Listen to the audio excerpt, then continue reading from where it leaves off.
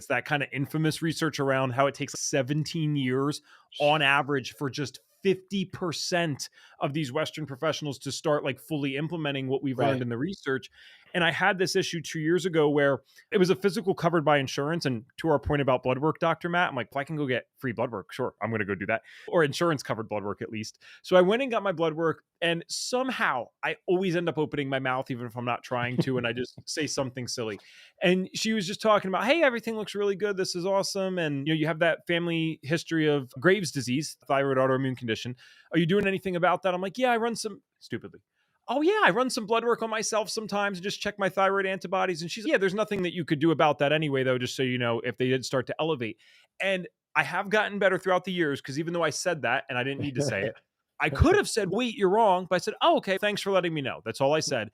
And then I went immediately. I'm like, I got to check myself. I'm positive that we know that there's things that can affect this.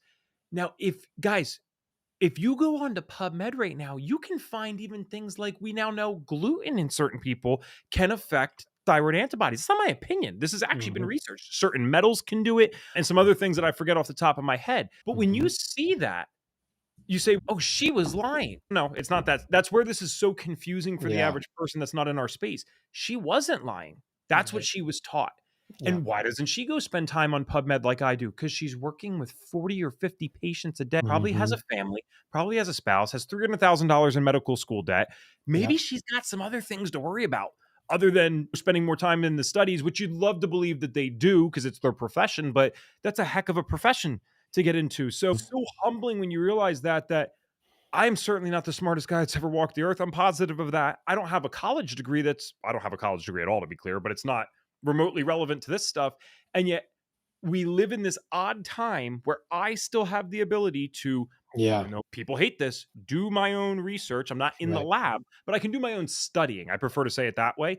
I Yeah. can do my own studying to realize, yeah, you know what? I actually can affect my thyroid antibodies. And you know how I know it's true? Because I've done it on myself already and I've done it on my mom. So, yes, two anecdotal things, but these were anecdotes that were done intentionally through Hmm. things that we read in the literature. I'm sorry, I didn't Yeah. mean to go off on that, but it's like that is what we just talked about is so hard for the average person to understand that why would Hmm. we be reading information that a nurse or a doctor doesn't read, but this is why. Right. Yeah, exactly. Yeah, it's frustrating. And we do live in an interesting time where we have access to so much information that it's really amazing, fantastic. But knowing what to do with it and not getting overwhelmed by it and all that is so important as well. And I think, yeah, it's a it's a fascinating time, Yes. definitely. We'll transition again, and this is probably going to cover the remainder of our podcast because I just think there was so much to discuss with this on Clinical Summit Week, and I wanted to make sure we got into this with you today. The detoxification side of things. So, if you don't Yeah. mind, humor me. I'm going to start with kind of a very basic question because I think that sometimes can lead to overall great conversations. If I'm clicking on this podcast for the first time, maybe I'm just entering the alternative space. I might be fully aware that my body detoxifies every second of every day, especially at night when I'm sleeping, right? So the body naturally detoxifies. So some people might be like, I thought detoxes, quote unquote, those are just gimmicks or whatever. And it's not quite that simple. So can we talk about, or just, I guess, let me word it this way. Can we address that? Yes, the body is a detoxification machine, but also then why we might need a little bit of support with the unique Yeah. things that we're dealing with in today's world. Yes, I think that's a really good question because it is important to remember our bodies are always detoxing. And so where I think good protocols and understanding of detox comes in is knowing these mechanisms. And when we understand those mechanisms, like for example, we know how certain cells do these detoxifying reactions, how we turn these different enzymes that do it on and support them. When we understand these pathways and these mechanisms, we can then utilize things that can actually make them work better, that can support them, that can take resources, and we can take in some like resources specifically to help those enzymes and other areas work better. So it's kind of like you just turn the dial on what's already happening. You turn it up a little bit. You make sure that it, and maybe even focus it a little bit better, right? So that it's targeted and working even better than it normally would. So that's one thing I would say. And the other thing is that we live in a different time now where there's a lot of things outside of us that we take in. And we need to have those systems able to handle that.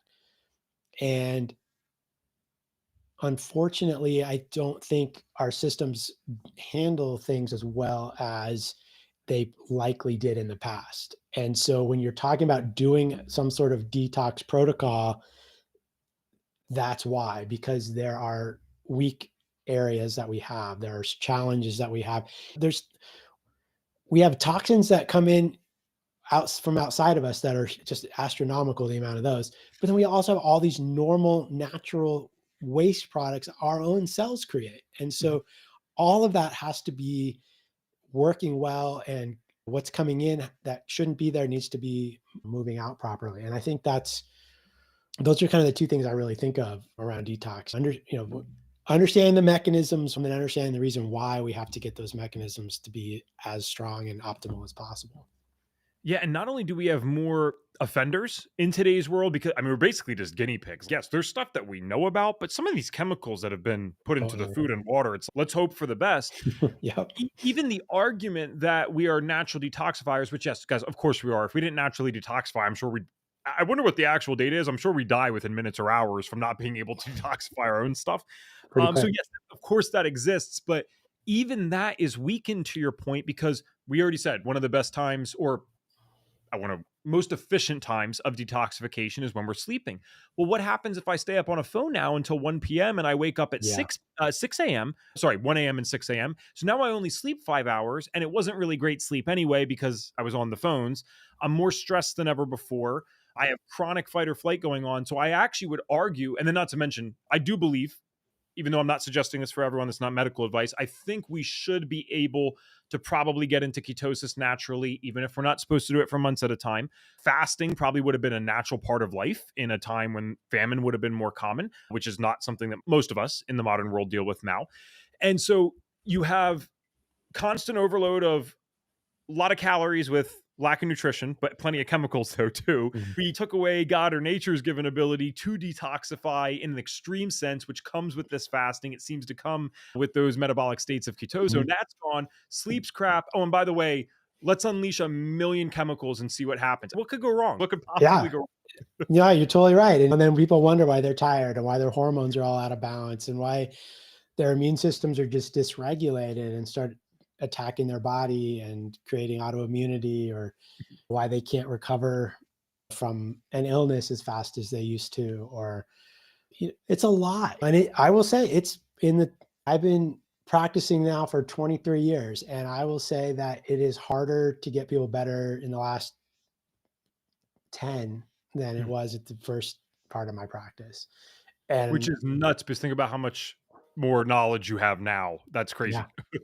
yeah, yeah. And I don't think people are more difficult. I don't know. Some people are more difficult, but no, I think there's just a lot more going on. I think a lot more to your point about stress and sleep. And the one great thing about working with Quicksilver has been creating and helping flesh out these principles of detoxification that I think are really good framework to think about for practitioners. And it's helped me a ton.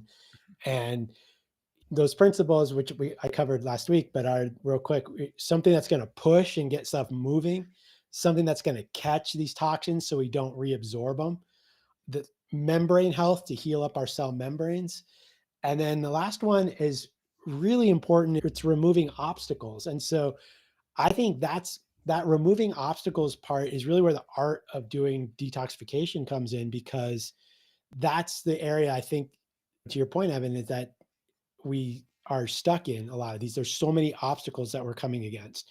And the obstacles are things like inflammation. When the body's inflamed, it can't detoxify properly. When there's inflammation in the brain, maybe that's from mercury, or maybe that's from glyphosate, or maybe that's from other heavy metals, or even certain viruses will create this inflammation. You can have sleep, and that can create an obstacle because you're not getting into the proper deep sleep pattern and all these things.